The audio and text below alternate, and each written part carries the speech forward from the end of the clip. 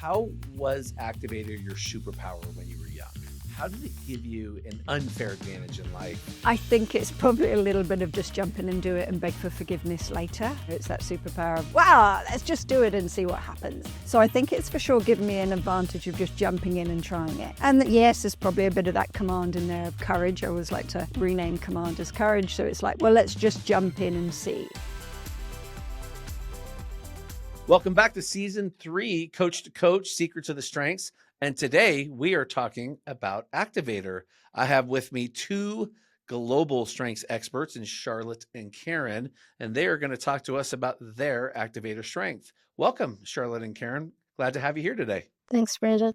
Thanks for having us. Okay, Charlotte, you get to go first. So tell everyone about your top 5. And while you're at it, you might want to mention where you're coming in from today. All right, well, I'll start with that bit because that's the bit I remember. I'm coming in from a little town called Kyneton in regional rural Australia. It's 7 a.m. here and the sun is shining. My top 5 are Activator, Woo, Command, Arranger, and Positivity. All right. So number 1 Activator. Number 1. So I'm going to ask you this because I ask everybody this. How many times have you taken Clifton Strengths Finder, however you want to refer to it? I took it twice. Well, 3 times in a way. I took it twice. I took it first in 2009 and then again in 2012. Activator was number 2 then. And then I took it a 3rd time, but that was only to kind of like remind myself of some of the questions and take a screenshot for somebody else as to why, what it might look like because it's changed over the years. So, and that time I didn't take it as me. Too long an answer that you didn't need. Twice, Brandon. No, it's good. I actually, we're doing a little experiment. Season 3 has turned into a little bit of a playground around retest reliability. So I'm asking people about that because I'm getting really fascinating answers. So 3 times it's been number 2 or number 1. Is that right? Correct. All right. So we would definitely say your Activator is enduring. It's an enduring strength. Oh, yes. All right. Thank you. And it's 7 a.m. in the morning. So we're going to all thank you in advance for being on a podcast at 7 a.m. in the morning in your lovely home in Australia. I can never guarantee what's going to fall out my mouth, but even less so on a 7 a.m. on a morning. I think that makes it even better for the rest of us, Charlotte. So on behalf of your global friends in the strengths movement, thank you. And I can't wait to hear how Activator flows because I'd like to say that could just be Activator. We never know what's going to come out of your mouth, but then Activator and 7 a.m. Here we go. And communication. Oh, yes. Okay, Caren.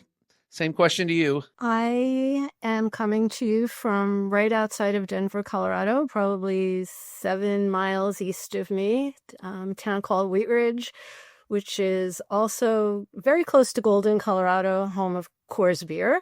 So that's another claim to fame for our community.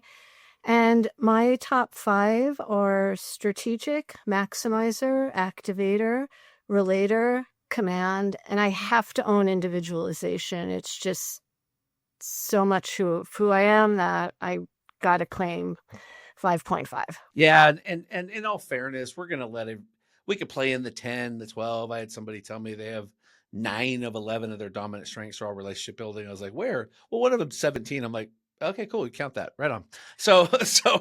But we'll we want to allow for everyone's expression of how they understand their strengths. So same question. Is this the one and only time you took it, or have you done it more than once? No, I actually took it in 2001 when I was first exposed to strengths and was a leader within youth corrections and used it for teams I led way back then. And it was just top 5 back then. And Activator, and then I took it another time, probably 9 years ago, I think, when I did my certification, I took it again. So yeah, Activator showed up twice. And I think my parents would agree that it showed up way before there was a test to look at it. Okay, very cool. So as I told both of you pre-show, this is one of 5 times that I get to join in because this is one of my enduring dominant strengths. First time I took strengths, it was number 1. Then it was 2. It's been 3. So I couldn't unbe an activator if you paid me money. It's impossible. It's so deeply embedded in who I am, how I function, what I do. So we're going to talk about it from that perspective. So I'm going to lean into you two as the guest experts, and I get to play along as part of the showcase of this particular strength. So, Caren, I'm coming back to you, and I just want you to tell us all about your activator. So if I were today saying, Caren's activator, nice to meet you, what would you tell me about it? What would you say? Well, my activator is like this, and here's how it flows. So give us the lay of the land for your activator. Well, first, again, thank you for inviting me here today. To be truthful, I'm a bit nervous. This is the first time I've ever been a guest on a podcast. And when I was thinking about it, I realized my activator said yes very quickly. And then the rest of me was like, what did you just do? Are you crazy? So, I'm going to go with it. I've been a certified coach now for about 9 years, and I think my activator has really been challenged as a coach in a different way than I used it more regularly in my first profession, which was in youth corrections. But I could see my activator going way, way back. I thought about what was the first time that and being named Caren with a C, my activator showed up with how quickly I had to learn to say Caren with a C so that people could spell my name correctly.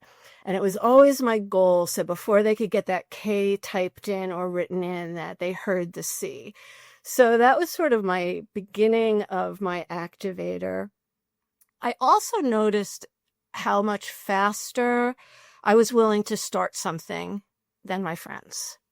Like, I was just ready to go, and often they weren't, but I also recognized what impatience meant. And I started understanding at a young age how impatient I could be and how that could both help and hinder me. My mom used to say to me, Caren, will you please learn to think before you speak? And I didn't understand why that was so important to her, but it clearly was. So I just want to say that thank you for letting me take advantage of your activator and not accepting a change of heart after you said yes. That I think maybe Charlotte and I might possibly be able to relate to that piece you mentioned about speaking before we think. We might. That is possible. We might be able to have some relation there. I think I set a record among my siblings for the most parent-teacher notes sent home. I think I might have set records in my classes for the most teacher notes sent home because of my need to comment on things that I necessarily didn't agree with. So we'll put a pin on that one. Charlotte, introduce us to your activator. Oh, wait. I got to say this. So Caren, 2001, that is like way back. Like you were in like the inaugural class of anybody who really did strengths, right? It really was. Like I said, it was very basic. It was top 5. Whenever you got any kind of grid or report or anything, it was alphabetical. That's how the strengths were listed. So you got yours alphabetically. And when it got put together, it was all arranged across, whereas now they're by domains. It was just an alphabetical listing, and it told you how many people in your group had that strength. But it truly was incredibly powerful. And I think that, fast forward how many years later, probably 2015 when I was certified, the sophistication of the tool, but the power it had on teams, I can't say it is any more powerful now than it was in 2001 when I used it for a leadership team. I was recently a new director. I came in after someone who had been there for 25 years and was adored. And I knew I wanted us just to keep moving forward. And to do that, I learned about, Strengths Finder at the time and how it could really help us understand each other. It was a leadership team of 11 people. And it it then became a tool I used for my entire career in corrections in relation to any teams that I oversaw, led, or were part of. So Very cool.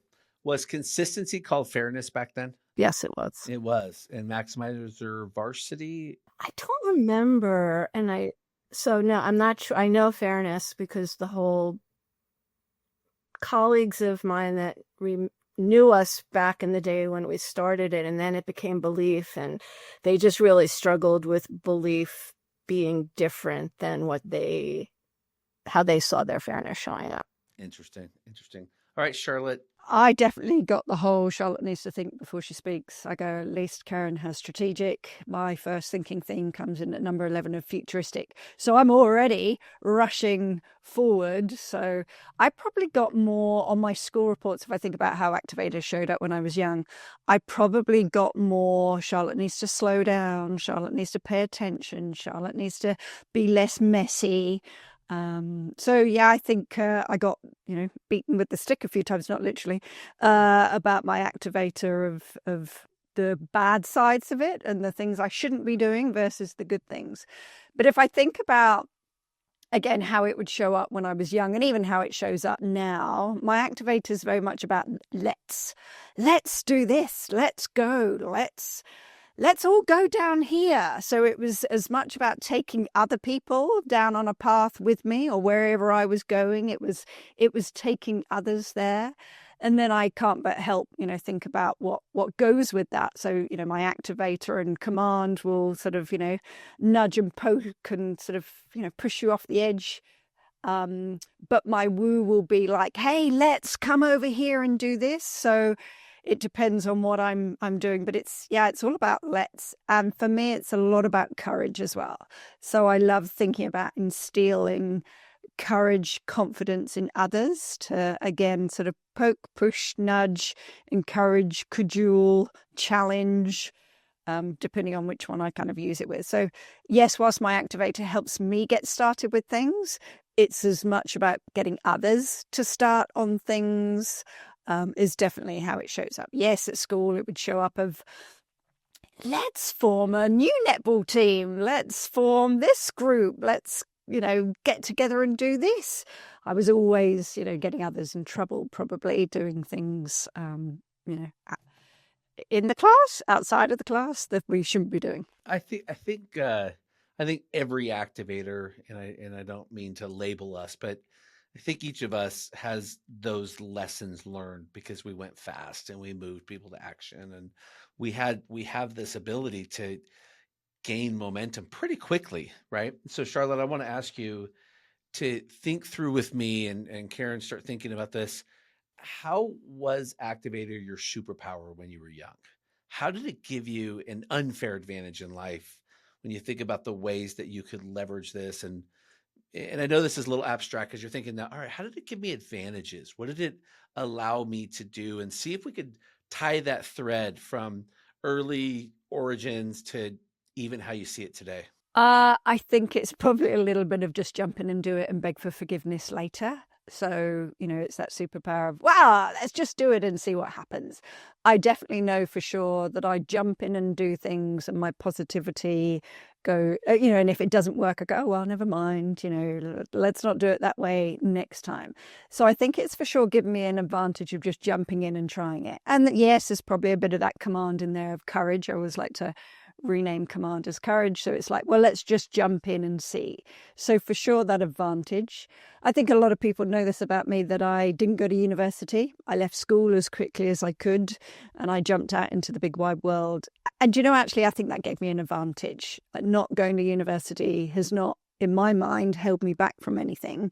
But I have jumped in and tried lots of different things and done lots of different things and demonstrated what I could do, as opposed to, showing a degree certificate of what I could do.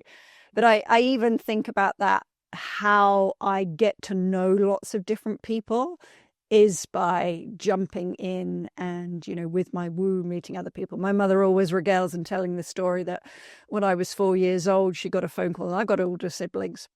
She got a phone call from school saying, "Oh, can you come and pick up your daughter?" And they were like, "Well, why? What's wrong with Tamsin and Jane? It's not 3:30 yet." "Oh no, Charlotte's turned up at school. She sat down in the class and she refuses to move." Now I was 4 and I hadn't even gone to school yet, so I would just sort of, I'm going to school now, and I just went off there. So I was desperate to get to school. And then I was desperate to leave school as quickly as I could. So I think doing things actually at pace has been my advantage as well. Yeah, it got me in trouble, but it's been my advantage. You know how we start our coaching business on a high, only to get absolutely overwhelmed by the business side of things? We're suddenly supposed to be a full-time salesperson, marketing funnel maker, email marketing expert, social media manager, customer service rep, and tech expert all in one. Yeah, overwhelmed. Well, Lisa Cummings, our strengths coach friend, created a membership that gives you an insane member vault that will blow your mind. All the tools, systems, and templates to save you time and money. It's the actual assets Lisa used at Lead Through Strengths to build a successful strengths coaching business. All the assets are yours to customize and make your very own. She even gives you 2 years worth of emails you can use to serve your customers. So check it out at podcast.34strong.com, Lead Through Strengths. Again, podcast.34strong.com, Lead Through Strengths from Lisa Cummings. Yeah, I love that. I love that you can distinguish that particular advantage to the strength, because that willingness to seek forgiveness instead of permission. That willingness to, I'm just going to go ahead, and if I get it wrong, I will ask for forgiveness, and then we're going to carry on. And I've learned a way not to do that, and that's incredible resilience with this strength. So the 4-year-old version of your activator just showed up at school one day. That's amazing. Yeah. Yeah. I have so many questions about where everybody else was, how the 4-year-old made it to school before everyone knew the 4-year-old was gone. Just to say, I did actually tell my mum, but she thought I was playing. I said, "I'm going to school now, Mummy, see you later." And apparently I grabbed my satchel and I went off. Now I went off, into the garden, and because my elder sisters were at school already, I was pretty good at playing on my own, entertaining myself, and the school wasn't that far away. So just to sort of, put that down there. But it was, I'd rocked up, walked into the classroom, sat down, and she got a phone call. I love that. So when you talk about the nurture nature side of our strengths, I think we're going to agree that that's a nature version. We're an activator. We're definitely there. It was like I just wanted to get there and meet people and go to school. So yeah, they were definitely, and I talk about that in workshops. They are definitely nature, whereas I'd say my command and responsibility are more nurture. Okay. Very cool. I have some great notes on that one. Caren, I want to hear your version of the unfair advantage of your activator. I have a really different experience growing up. Probably that's what we want. That's what we're aiming for. Before the two of you, activator was not accepted in a young girl. I was the children should be seen and not heard generation. You sat quietly, you listened to your parents, you were very respectful of adults. And so activator, it caused me a lot of angst, actually. It also challenged my parents to figure out what is the balance. I was the youngest of 3 children. My 2 brothers are 6 and 8 years older than me. So in a lot of ways, I grew up an only child. They'll say I grew up in a very different family than they did, which is true. And my mom had a hard time with my activator. And I think I have strategic number 1, and strategic's just my guidepost. It's everything that I lead from. It's always it's the safeguard to my activator. So I think I learned, thinking about it now, and I'd never considered it this way, to be very strategic in how and where I let my activator show up. This could also say I was sneaky. I figured out how to get over sometimes. I was smart enough to figure out how to manipulate some situations so that my activator could go launch. But it was it was with bumpers, definitely.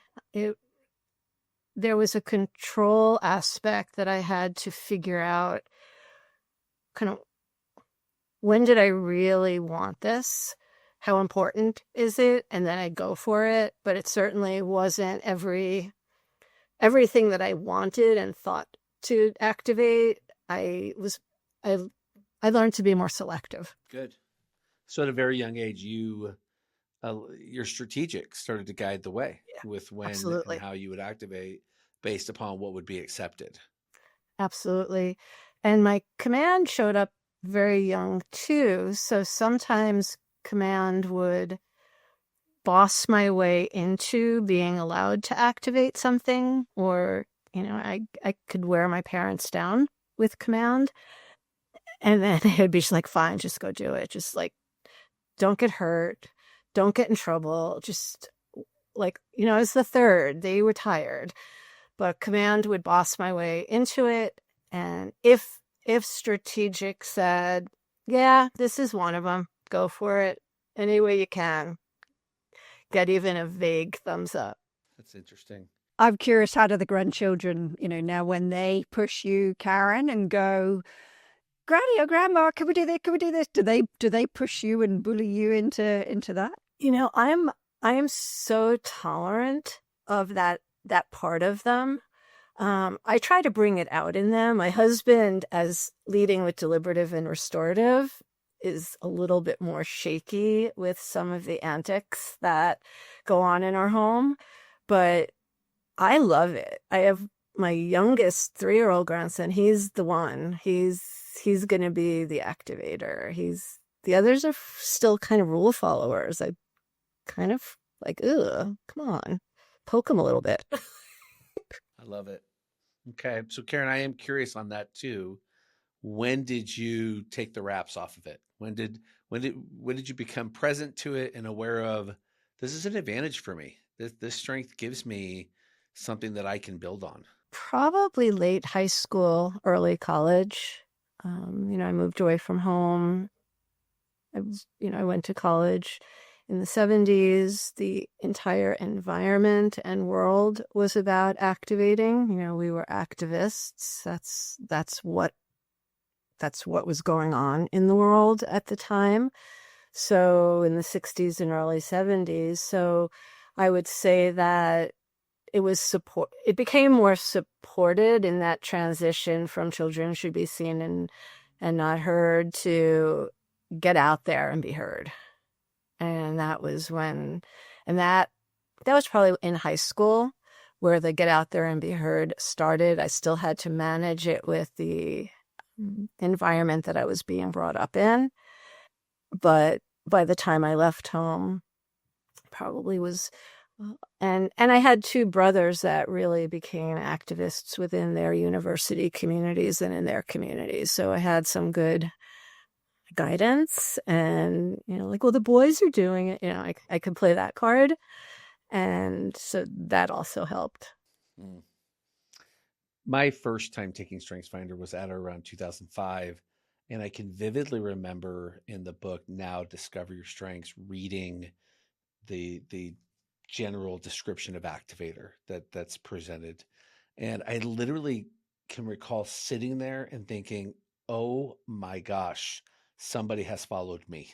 How does it know this about me? It was like for the first time and I was early 20s, it was, I feel so seen. I feel so known that this is a strength of mine. It's not just something that I have leveraged my life up till then, but it gives me just this interesting way that I am comfortable with unknown. I'm comfortable making decisions and going with them before the plan's fully baked. So I'm curious from the two of you, because I want to jump to leadership and I want to jump back forward to today. When you think about how effective Activator helps you as a leader in whatever category you want to use, home, work, club, social, whatever you want, how is it now serving you? And Charlotte, why don't you jump in on this one first?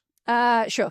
2 ways. I would say the first one is, as I might have mentioned earlier, about, I guess, giving others confidence to jump in and, give it a go, and what's the worst that can happen. So I think it's very much about that inspiring others and getting them enthused. So kind of leading them, and it's like, hey, it's okay. Like let's go on this journey. It's going to be okay. Is the first one. I think the other one as well is something that I've had to work on a lot.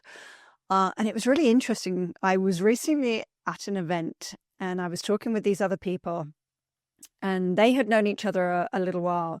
And they were saying how, oh, well, we're all extroverts. And I'm like, well, I'm an extrovert too. And they're like, no, you're an introvert. And I'm like, no, I am not. And it was because they said, well, you just sit back and you listen. And I'm like, yeah, because I've been told an awful lot to, stop jumping in over other people.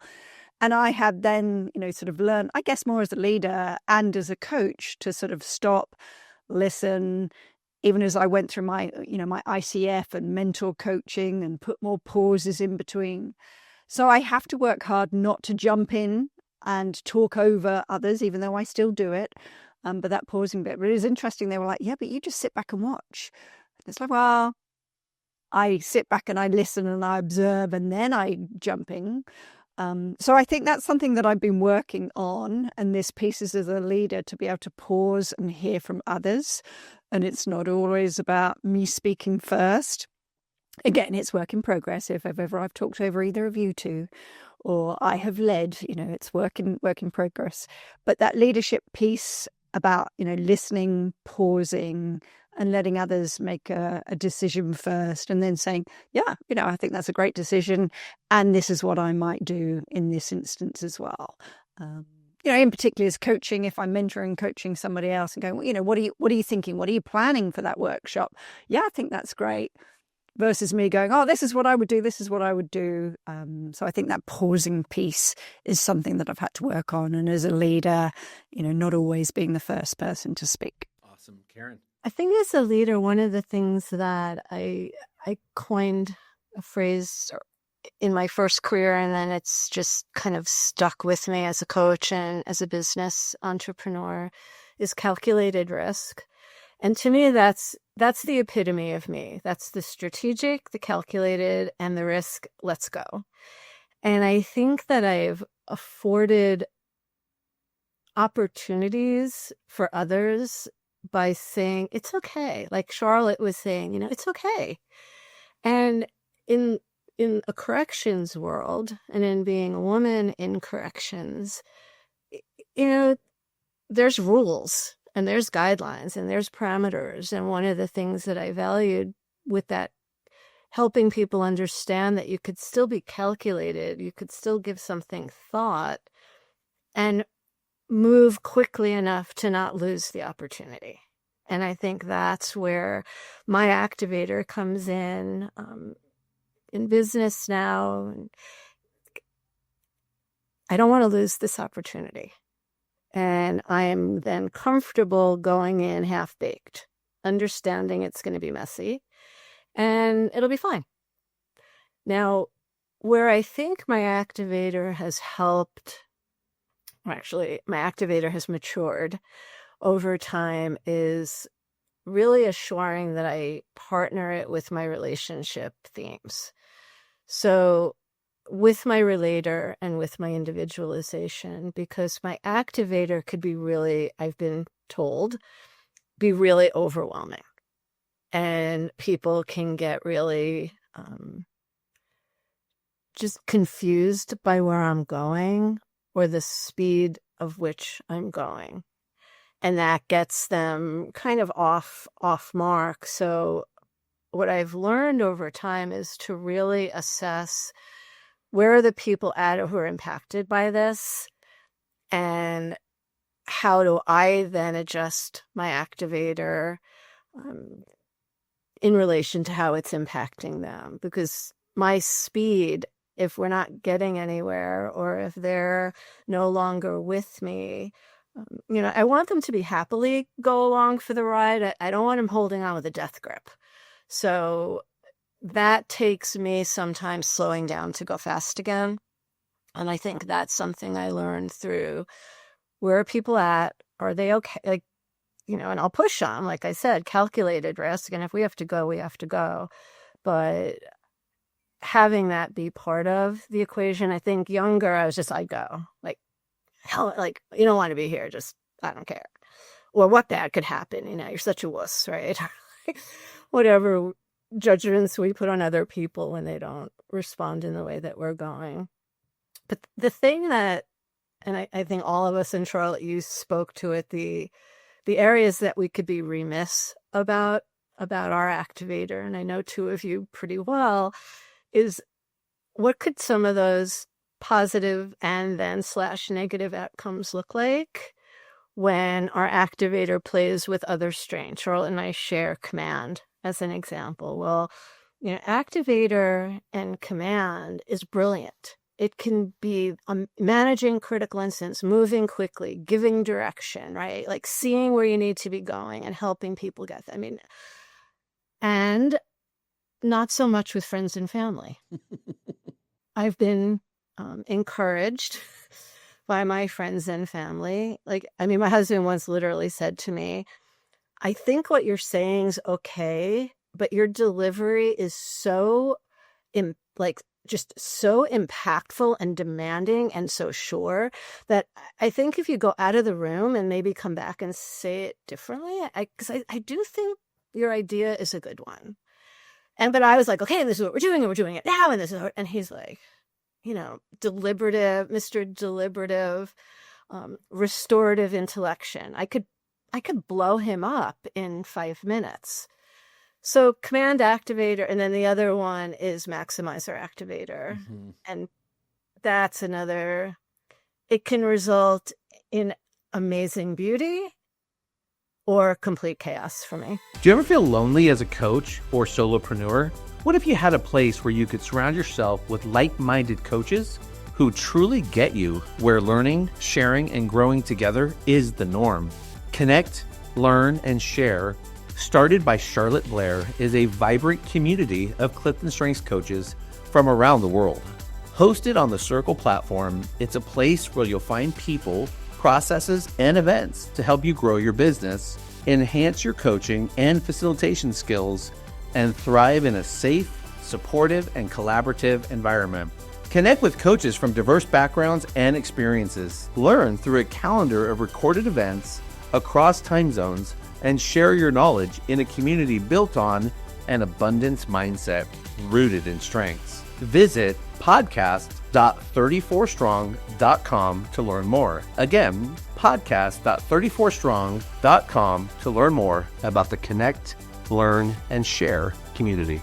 You did a really good job there of doing two things for us. One was the power partnership that can happen when we're aware enough to know how a strength is being either counterbalanced by another, partnering with another, or to your point with command, which I share with the two of you in my top strengths, is it's a force of nature when you combine activator with command. There is such force behind that if you're not surgical, in most cases, it's going to be too much, is what I've learned. If you're not very aware of when and how and with whom you're bringing that in most cases, it's too much. And I've had to learn that. And so, Charlotte, I want to jump over to you because Caren opened up a really good aspect here of the power partners of a strength. And then even when we have to be aware of some of just how they're balancing and how they support it. And so just curious what you've learned with your activator. Well, probably similar lessons, but I loved how Karen's husband's talent themes played out and the feedback that he gave her, because mine's probably a little bit different. I was thinking, it's a whole new podcast idea in there. Husbands on a podcast. Husbands' responses to spouses' talent themes. I think there's a new podcast in there. I was just looking at my report, Brandon. I have a line in there, and this is the kind of yin and yang, I guess. It's occasionally you generate enthusiasm for a project by pulling together the human materials and resources your teammates need to succeed. Well, I go, that's very much the kind of positivity maximizer or ranger, generate the resources that people need. But then it also goes on to say sometimes you pressure your pals to reach goals by issuing orders, confronting slackers, or forcing poor performers to meet certain quality standards. So again, I can go either way depending on whether and that's under Activator. Whether Activator is paired with a command of, just pushing and nudging a little bit harder or shoving you off the cliff. Caren, you say about the death grip. I'm like, oh yeah, I probably still take people with the death grip. And afterwards I'll go, hey, it's okay. Have a beer, have a coffee. We'll be fine. But then I can partner it with the woo positivity of, hey, come on, it's going to be okay. And then I think, like you, Caren, that individualization. And that's the one that I think I have noticed more in the last 10 years is this role of a coach as opposed to a role as an IT salesperson. I absolutely would individualize how I'm kind of, talking to that person and what they need, and therefore trying to listen more. Now, it can hinder me sometimes if I try and individualize to everybody. Okay, well, this person needs to go there and this person needs to go here. But it's that, all right, how can we make sure that you're comfortable moving in the direction that you want to move in? And I'm listening to somebody and I'm hearing their goals, but they're still hesitant to move. It's okay, how can we individualize what's going to help you feel more comfortable to move? So I think I'm sure it's the same for any of us coaches. You can't but help see how your talents play out all the time. But it is a bit of this and a bit of that, and grab this. Yes, probably when I'm hungry, angry, tired, the Activator command, might come out a little bit more direct. But I'd like to think that when I'm not hungry, angry, tired, I can sprinkle the positivity and woo on it that it needs to have. I love that, because I think we have an opportunity with this episode to help some people think about how they partner with activators. Because in a lot of cases, an activator helps a team get unstuck. An activator can help bring something that's been idle to fruition. It has a force that is really helpful, but other strengths at times aren't sure how to quite get there. And I want to give some space here for us to talk about the way that we're best partnered with. So Caren, you kick this off, because the way that you described how your husband will bring that deliberative, hey, go out of the room, come back in, let's try that again, because I'm hearing you. So I want to hear, Caren, just other ways that you've either seen, coached, encouraged, lived out, how other strengths, and maybe even hit on some of the contrarian ones, some of the ones that aren't naturally aligned with this one, which of the the big influencing strengths, the activators, the command, significance, self-assurance, the competition, the real big, they come on strong. There's a lot of contrarian forces there. So let's explore that for a second to help some people as they're listening to this particular strength and how to partner with it. For me, deliberative is probably the biggest rub for my activator, because people high in deliberative want the time, deliberative intellection, idea. They want the time to think about it and think, what could go wrong? What risks can we have? And then how can either I it's a risk worth taking, or that we can handle it, or I could fix it. Whereas my activator, that all happens in my head simultaneously to already starting. So I've already started doing the thing that somebody then asks me, have you considered X, Y, and Z? Now, I feel like I can move quickly enough and rotate quickly enough to slow it down, speed it up, deal with it while staying in the launch. What I found from others, though, is that's really difficult for them, because they don't see how we could possibly be taking seriously the potential risk or spending enough time thinking about the options. And that's where I've been remiss as a leader and as a professional. I believe that I had to learn to recognize giving people that time so that when I did get my turn to activate, then I could really go full throttle. So I feel like I'm picking on my husband, but we literally created a 24-hour rule in our family. Like I said earlier, he leads with restorative, deliberative, and intellection. I lead with activator, maximizer, command. Interesting family dynamics. So we created something called the 24-hour rule. And the 24-hour rule is if he truly believes what I'm about to do or what I'm proposing we do has such risk that he really needs more time to assess it, to be comfortable. It's not a no, it's a pause. And it's 24 hours because those of you that live with people who are deliberative intellection know that things can take a lot longer than 24 hours. So Activator couldn't handle that. So that was our compromise. He gets 24 hours to think about it and come up with clarifying questions. I promise not to do anything about it for 24 hours.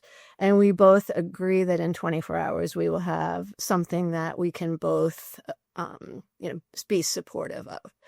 So I think that's an example of it's recognizing the environment with which your activator is being used. I mean, I have friends that it's like, yeah, okay, let's go. I mean, my daughter and I are just like, yeah, I mean, people look at us like you two are scary. It's like, yeah, we're fine, right? But my husband, not so much. So he had to learn to trust me more times than not that I know what I'm doing. I mean, I do lead with strategic. He's learned that he could trust the strategic actually has a plan. And I had to learn when to say, if he's saying, I'm not sure you really thought this through, can I take a stab at it? That, that's my, okay. I respect the strengths that he's bringing and the importance of them. So that to me is helpful if you are an activator or you live with an activator. You coach activators, you lead activators. It's recognizing that, helping them understand your why. Sometimes you may have a different approach or opinion. And again, I think it comes back to what we all learn is, all of our strengths, we want to be curious about the other person and not judgmental of them. So if we stop ourselves from being judgmental because people can't go as fast as we can, and that's the better way or the best way, that's helped me. There's no good or bad. It's, are we getting there? And if I start tomorrow, is that really the end of the world? Awesome. Friends, as you're listening to that wrap up, that 24-hour rule is gold, because if you are connected to an activator and you don't share that same energy or even ability to make decisions, move quickly, don't need all of the information, doesn't have to be all the way baked to start moving that way, that's a really powerful way to form alignment. Because notice, as she said, they do come back for alignment. And Caren, I got to hand it to you. 24 hours is pretty good for an activator to give somebody. That's a sacrifice for an activator to let it sit that long. It is, but think about what a sacrifice that is for someone high in deliberative and intellection. I'm not thinking about them right now.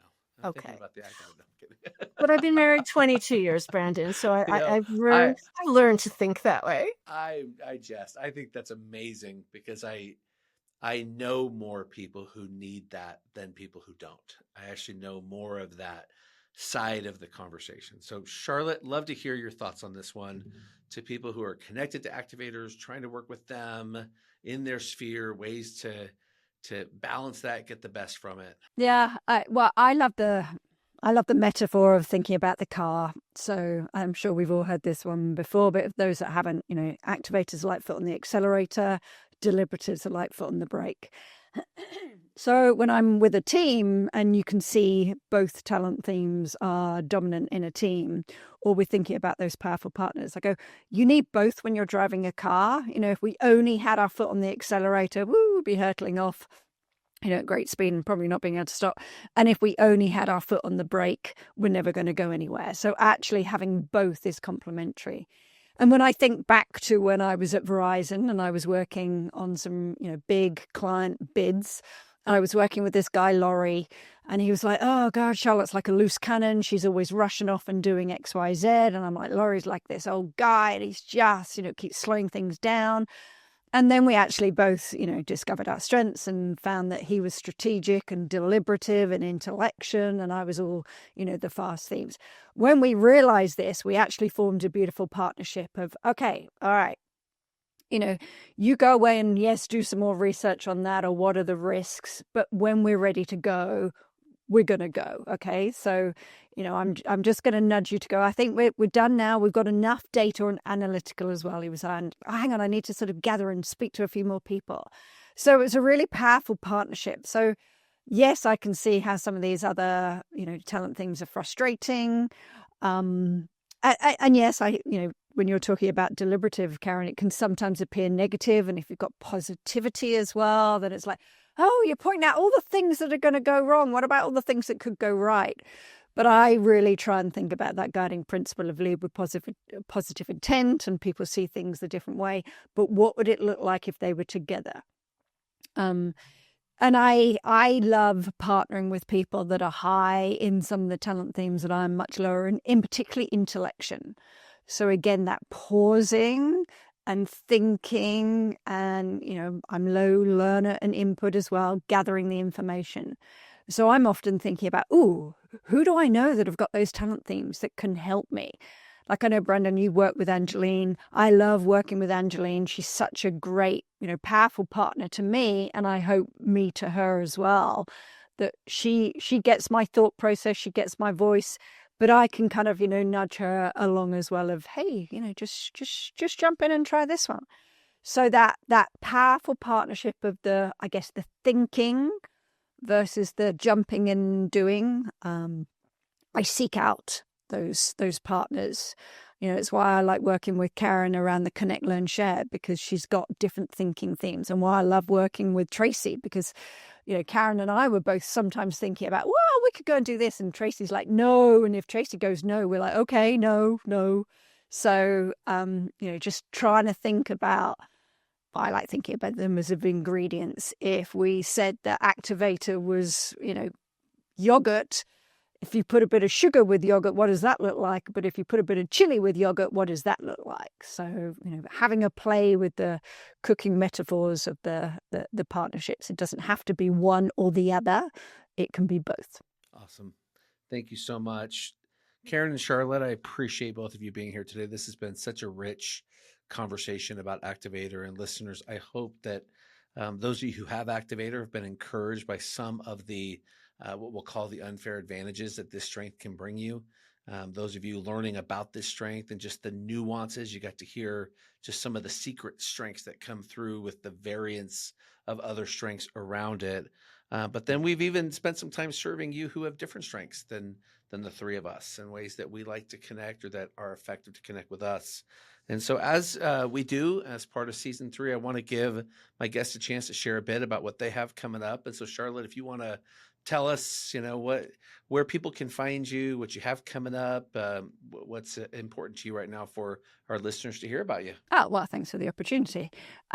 So people can find me best probably at charlotteblair.com.au. You need to add the AU bit on the end. So I have 3 parts of the business. One is working with corporates and teams. The other one is coaching and mentoring other coaches. And the other one that's very dear to my heart at the moment is Connect, Learn, Share, a community for Clifton Strengths coaches to do just that, Connect, Learn, Share. And when I think about my report, it says, driven by your talents, you may be the member of the team who sometimes launches projects or starts things. I had this idea a number of years ago to start Connect, Learn, Share. And I kind of reached out to Caren and Tracy and said, hey, I've got this idea. Are you on board? So again, coming back to that, let's do this. So yeah, what have we got coming up? We have the Connect, Learn, Share in-person event for Clifton Strengths coaches, 1st, 2nd, 3rd of June in Caren's hometown in Denver. And very appreciative, Brandon, of 34 Strong being a sponsor, and you and Dr. Ryan Darby speaking and sharing. So we're looking forward to that. But yeah, people can find me, connect with me on LinkedIn. or find me on charlotteblair.com.au. Thank you, Charlotte. Caren. Well, thanks again, Brandon, for including me. And I love talking with other activators about Activator. Can't believe we actually took the full 50 minutes. I thought we'd be done in like 35. So I can be found on LinkedIn at Caren Leaf, MSW. I could also be found at leafconsultingllc.com.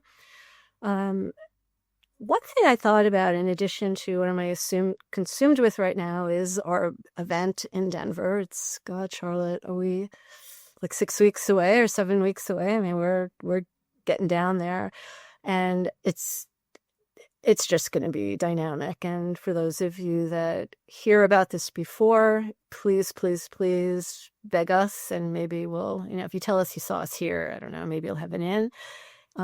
But if you see it after, please look into Connect, Learn, Share. Charlotte has an amazing platform, and that would then give you an opportunity to understand about an event if there is another one next year. One thing I just want, having a group of coaches in front, I truly believe one of the most undersung products of Gallup is BP10, which is a assessment for entrepreneurs. And given that we're talking to coaches and we're having an opportunity here to really share with people either who are inside or outside or just starting or seasoned, and I encourage you to learn a little bit, look it up, Builder Profile 10. It really just talks about what, as a coach, as an entrepreneur, really, what do you need to be successful? I was very fortunate to be trained in it. I don't even think Gallup's doing trainings anymore, but I certainly still have the ability to coach people to it. And truthfully, I know it made a huge difference for me personally when I started out in my business and had to figure it all out myself, and gave me great insight into, well, what are the first things I want to farm off because they're not me. And I want to be spending more of my attention on the things that I love. And there are people that are really, really good at doing the things I don't love. So it's just a very different type of thinking, but one that I think is really powerful for entrepreneurs. So that's something, please reach out to me if you're interested in hearing. Google it. Gallup does still have their books out, but it's not something you'll find as much about anymore. Awesome. Caren, Charlotte, thank you so much for jumping in today, talk about Activator. And listeners, you heard it well, Connect, Learn, Share. You'll be hearing about this. You'll be listening to this episode with still some time to get a hold of either Caren or Charlotte about that event. But otherwise, do connect with them for the other things that they offer, and take a moment to hear a little bit about some follow-up from today's episode. And so we thank you for joining us, and we look forward to seeing you next time on Coach to Coach.